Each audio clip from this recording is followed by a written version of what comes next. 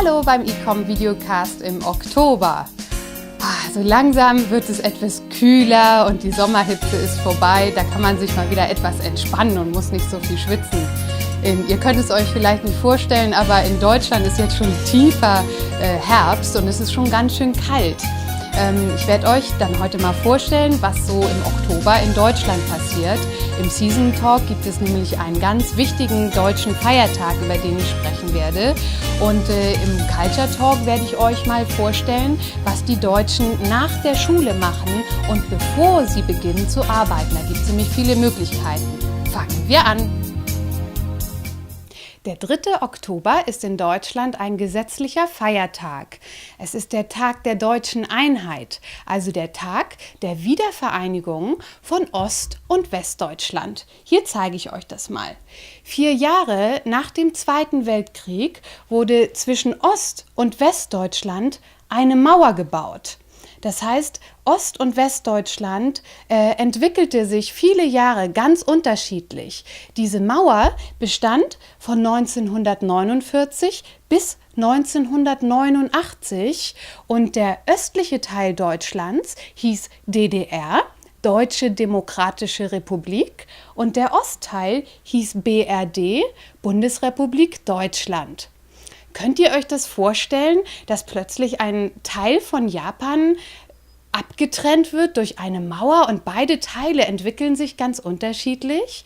Zum Beispiel gab es ja in der DDR ein anderes Schulsystem, ein anderes Fernsehprogramm, zum Teil andere Lebensmittel. Es war wirklich wie 2 Kulturen in einem Land. Ja, in der Nacht vom 8. zum 9. November 1989 wurde diese Mauer wieder geöffnet, diese Grenzübergänge, nach 40 Jahren.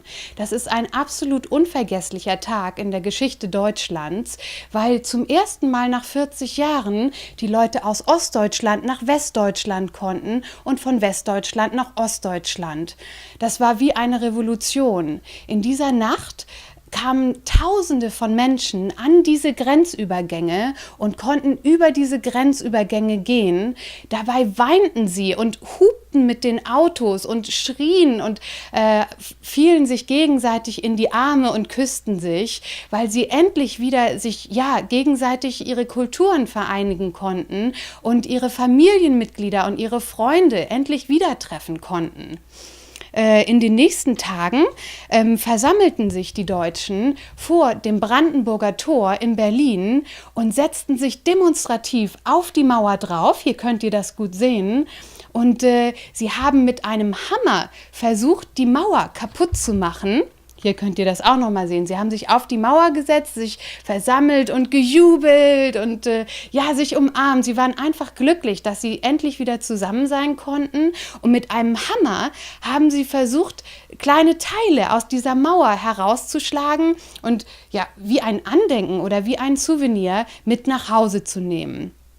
Ja, heutzutage feiert man nun diesen Tag der deutschen Einheit jedes Jahr wieder am 3. Oktober, wobei dort eigentlich in erster Linie Gedenkfeiern und Zeremonien stattfinden, an denen Politiker teilnehmen.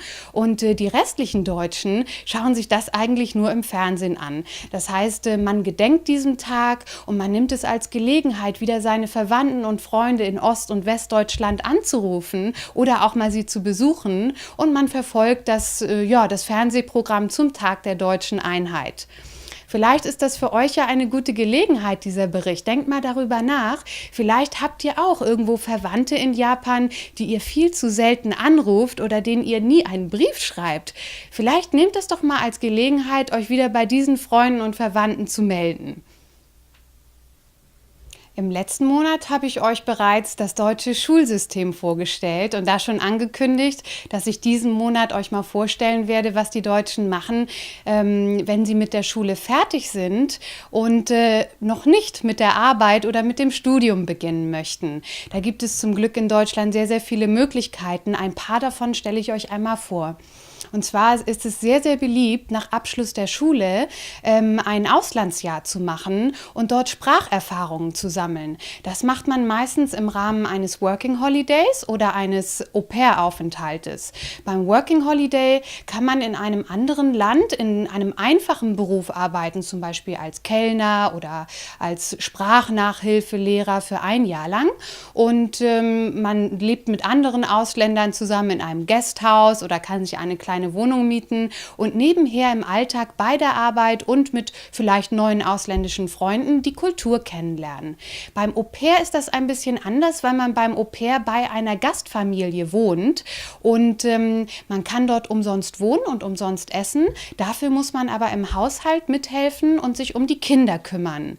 Also beide Versionen sind sehr, sehr beliebt, weil man ja wirklich einen Einblick in die Kultur bekommt, manchmal mehr im beruflichen Bereich und manchmal mehr im Familienbereich.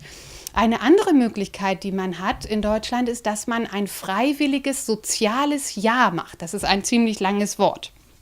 Beim freiwilligen sozialen Jahr kann man für ein Jahr in einem sozialen Beruf arbeiten. Das sind soziale Berufe, sind Berufe wie im Krankenhaus, im Altenheim, im Kinderheim, also oft so auch in medizinischen Bereichen. Und dort arbeitet man einfach für ein Jahr lang für sehr wenig Geld mit.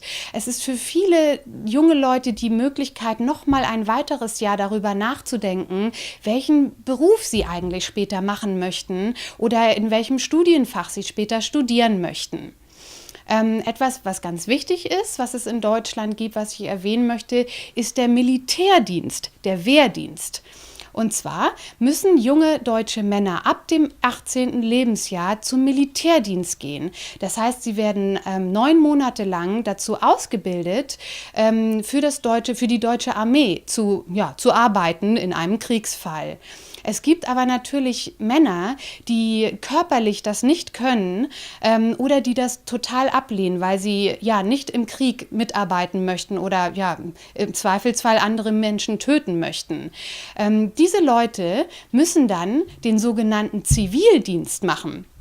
Da lasse ich dieses Foto gleich mal. Hier habe ich nämlich Zivildienst und freiwilliges soziales Jahr aufgeschrieben, weil es ziemlich ähnlich ist. Im Zivildienst müssen dann die Männer, anstatt bei der Armee zu arbeiten, müssen auch in diesen sozialen Berufen, also im Krankenhaus oder im Altenheim arbeiten und lernen, wie man im Prinzip, wenn es einmal Krieg geben würde, wie man sich dann um die kranken Menschen und um die alten Menschen und um die Kinder kümmern muss, was ja auch sehr, sehr wichtig ist. Also sie können nicht einfach zu Hause bleiben und sagen, oh, ich mache keinen Wehrdienst oder keinen Armeedienst, sondern sie müssen dafür einen anderen sozialen Dienst lernen. Puh, eine ganze Menge und das war nur ein kleiner Teil, den ich euch jetzt vorgestellt habe. Ich konnte jetzt nicht alles so im Detail erklären. Wenn ihr Fragen dazu habt und euch für ein Thema ganz besonders interessiert, dann sprecht mich mal im nächsten Unterricht unbedingt darauf an. Bis dann! So, leider ist der Oktober-Videocast schon wieder vorbei. Ich hoffe, die Themen waren ganz interessant für euch. Ja, jetzt wird es langsam etwas kühler und wir können uns ein bisschen entspannen, weil die Sommerhitze vorbei ist. Wie seid ihr denn in den letzten Monaten mit eurem Deutsch so vorangekommen? Habt ihr schon ordentlich Fortschritte gemacht? Also jetzt ist es kühler und jetzt gibt es keine Ausreden mehr, müde zu sein oder faul zu sein. Also strengt euch ordentlich an und lasst uns weiter ordentlich Deutsch lernen. Bis zum nächsten Videocast. Tschüss!